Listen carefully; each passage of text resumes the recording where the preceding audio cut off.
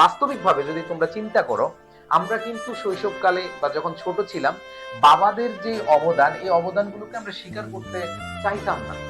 বাবাকে কখনো বলা হয়ে ওঠেনি যে বাবা তোমাকে ভালোবাসি, বাবা তোমার আত্মত্যাগ, তোমার এই ভালোবাসার বহিঃপ্রকাশগুলো, তোমার এই এত এত পরিশ্রম, আমাদের জন্য এত এত পরিশ্রম, এত জিনিসগুলো করছো, আমরা তোমাকে কখনোই ভালোবেসে প্রকাশ করতে পারিনি।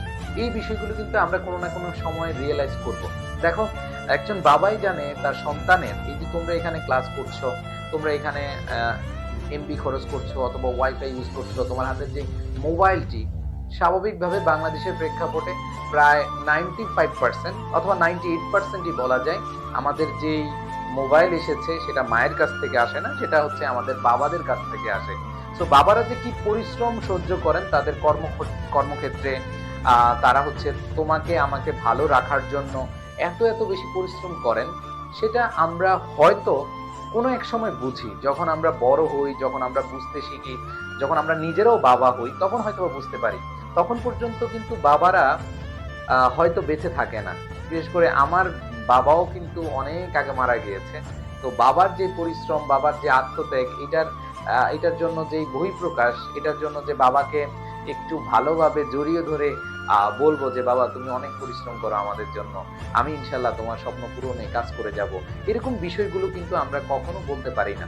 তো এখানে তোমাদেরকে একটা শিক্ষণীয় বিষয় বলবো যে তোমরা এখন যারা আছো ফ্যামিলিতে, তোমাদের বাবারা যে কষ্ট করে তাদের জন্য একটু ভাববা। তোমার বাবার যে ডেইলি ওয়ার্ক, ধরো বাবা যে পরিশ্রম করে যেখানেই কাজ করুক না কেন, হয়তো অনেক বড় দালান কোঠায় অথবা অনেক বড় ফার্মে অথবা মাঠে ঘাটে যেখানেই কাজ করুক না কেন, তোমার বাবা হচ্ছে তোমার কাছে রিয়েল হিরো।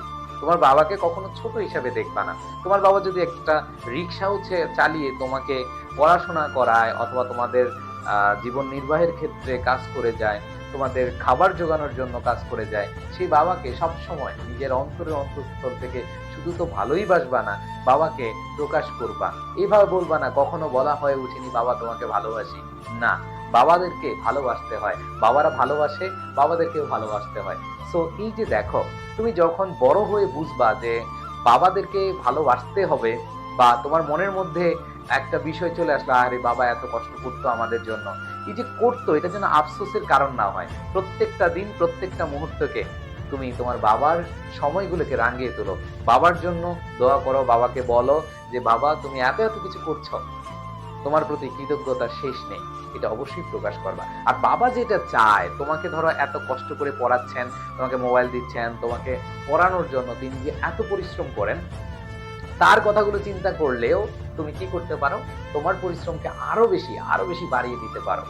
তো প্রান্তীয় শিক্ষার্থীরা, এই যে এই লাইন থেকে কি বোঝানো হয়েছে, আমরা শৈশবকালে বাবাদের যেই বাবাদের সাথে যে কথা বলা বা বাবাদের ব্যাপারে যে আমরা উদাসীন ছিলাম, তাদের যে আত্মত্যাগ, তাদের যে পরিশ্রম, তাদের যেই মূল্যায়ন, এই মূল্যায়নগুলো আমরা উপেক্ষা করতাম। আমরা কি করতাম?